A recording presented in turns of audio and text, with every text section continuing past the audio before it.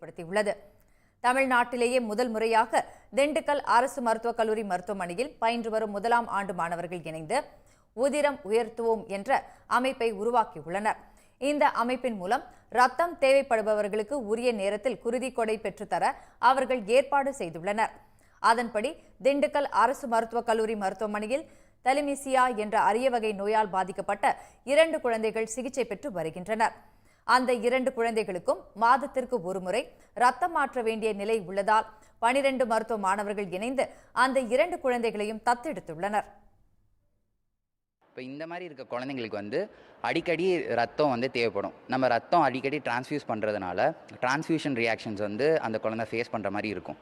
So அந்த transfusion ரியாக்ஷன்ஸ்லாம் அந்த குழந்தையை பாதிக்கக்கூடாதுன்றதுனால வேறு நபர்கிட்டேருந்து நம்ம ரத்தத்தை மறுபடியும் கொடுக்கறதுக்கு ஒரு ஸ்டேபிளாக ஒரு 6 பேர் கொண்ட குழு மட்டும் ஒரு குழந்தைக்கு அப்படின்ற பேரில் நாங்கள் இந்த ப்ரோக்ராம் இனிஷியேட் பண்ணோம். மாதத்துக்கு ஒரு வாட்டி அவங்களுக்கு பிளட் மாற்றிட்டே இருப்பாங்க. வேறு பிளட் மாற்றுறதுக்கு பதிலாக நாங்கள் 2 குழந்தைங்களுக்கு 6 பேர்னு சேர்ந்து அவங்கள தத்தெடுத்து மந்த்லி ஒரு ஆள் ஒரு சைக்கிளில் அவங்களுக்கு பிளட் டொனேட் பண்ணிகிட்ருப்போம். இது மாதிரி நாங்கள் படித்து முடிக்கிற 5-6 வருஷம் வரைக்கும் நாங்கள் டொனேட் பண்ணுவோம். நாங்கள் போகிறப்ப எங்களுக்கு அடுத்த வர பேட்சஸை இதுக்கேற்ற மாதிரி ப்ரிப்பேர் பண்ணி அவங்களையும் இது மாதிரி லைஃப் லாங்காக அந்த குழந்தைக்கு பிளட் டொனேட் பண்ணுற மாதிரி நாங்கள் இது மாதிரி அமைச்சிட்டு வரோம்.